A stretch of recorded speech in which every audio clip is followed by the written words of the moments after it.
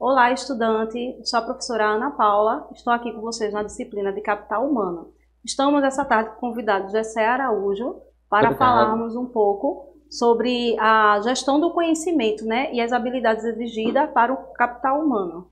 Olá, Jessé. Obrigado, professora, pelo convite. É um prazer estar aqui contribuindo com vocês. Falando sobre gestão de conhecimento, e aí eu queria que você falasse um pouco o que é para, quanto o profissional, né, que atua na área de recursos humanos, o que é para vocês a importância dessa gestão do conhecimento. Gerir conhecimento é algo que é essencial para dentro das organizações. A empresa ela não pode somente pensar em treinar e desenvolver pessoas se ela não pensa também em reter esse conhecimento, reter esse capital humano dentro da empresa. Embora haja algumas empresas que de fato elas não têm um programa, não acreditam de fato que desenvolver pessoas vai trazer algum tipo de resultado, porque na cabeça de alguns gestores eu vou treinar essa pessoa e essa pessoa depois sai, vai para o meu concorrente e ainda leva o conhecimento que eu paguei. Só que não é apenas somente desenvolver essas pessoas, eu preciso reter esses talentos. Então, ter a capacidade de gerar conhecimento, de criar conhecimento dentro da organização, mas reter esse talento é essencial. Então, para o RH, gerir conhecimento, tanto das habilidades de soft como hard skills, é essencial. Por quê? Quando eu tenho uma pessoa que é estratégica dentro da organização, que domina, que tem conhecimento pleno, seja do sistema, do software, ou até mesmo de habilidades comportamentais, socioemocionais, é uma pessoa que é estratégica para a organização. Eu não posso perder essa pessoa por nada. Eu tenho que fazer de tudo para reter essa pessoa. Então, é o nosso papel enquanto recursos humanos desenvolver estratégias essenciais para gerir esse conhecimento e reter esses talentos. E aí eu lembrei de uma empresa que ela qualificava, pagava para fazer a qualificação, especialização dos profissionais, e aí era exigido que ele passasse o dobro do tempo que ele realizou a qualificação, ele assinava um contrato, um termo de compromisso em permanecer na instituição no dobro do tempo que ele passou para se qualificar. Legalmente esse termo de compromisso ele não tem tanta validade. É mais como um acordo de cavalheiros, né, em que a empresa está investindo na tua capacitação, no caso da formação da graduação ou da pós-graduação, e que em contrapartida a empresa espera obter esse retorno da sua aprendizagem, trazendo mais competitividade, né, e performance para as atividades do dia a dia. E a gente sabe que a gestão do conhecimento em si uma organização por si só, ela não é nada, né? E ela precisa de pessoas, né, do capital humano ali para formar ela. Tanto que tem empresa de tecnologia internacional que ela consegue quantificar quanto vale os profissionais, o valor do profissional que ela tem no mercado. Então, assim, por isso que é importante o Recursos Humanos ter esse olhar para não só apenas qualificar o profissional, mas também tentar reter esses talentos, né? E aí envolver ele na missão que a organização realiza. Sim. E aí eu queria que você falasse um pouquinho também a questão, porque aí também envolve a questão do conhecimento, tanto explícito, né, e o tácito. E aí eu queria que você falasse um pouquinho também como o profissional de RH tenta gerir esses tipos de conhecimento. Ciente que a empresa é um organismo social, o RH ele precisa entender que diversas pessoas com formações diversas, com uma unidade familiar diferente, o seu modelo educacional diferente, os seus valores, o seu conjunto de valores, de princípios, de ética, de moral, completamente distintos, convergir todas essas informações e fazer com que a empresa possa absorver, né, abstrair o máximo de potencialidade do colaborador.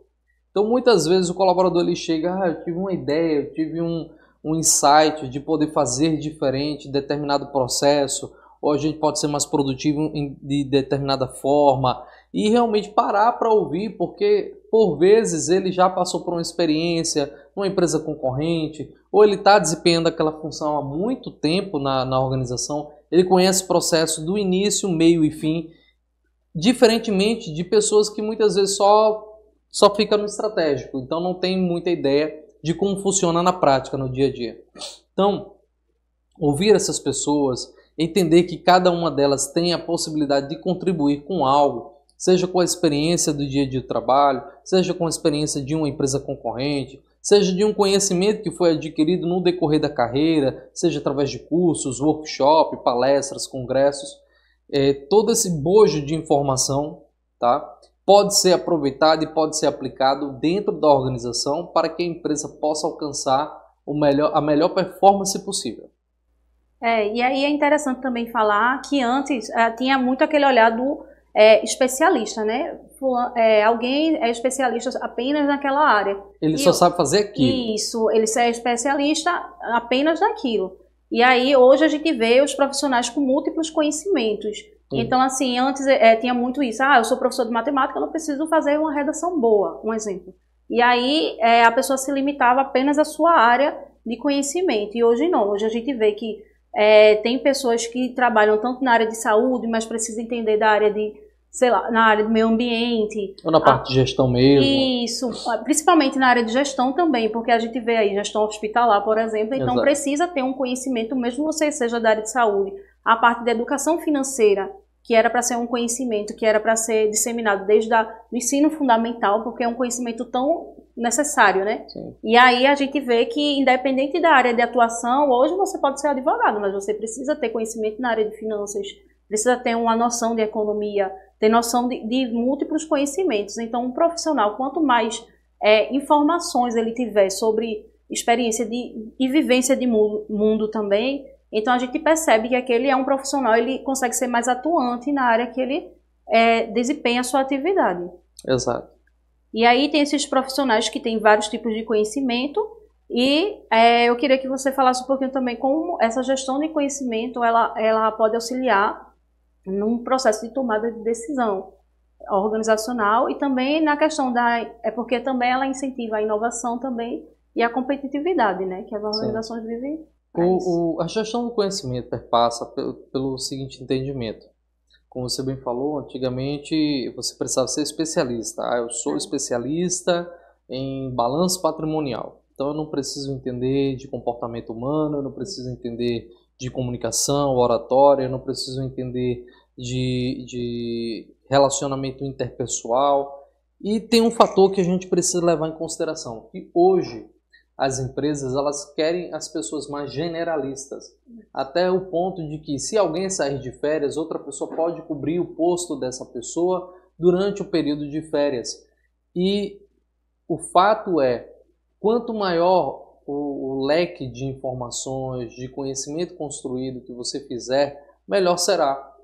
Por vezes as pessoas elas ficam tão bitoladas ou tão pautadas somente naquele tipo de conhecimento que, na verdade, quando a empresa precisa ou tem a possibilidade de promovê-la, não é ela que será chamada. Porque seria até mais interessante aproveitar um profissional que está ali dentro da organização, porque ele já conhece qual é a missão da instituição, já conhece a visão, né? E às vezes ele perde essa oportunidade, porque Exatamente. Não se abre para o conhecimento.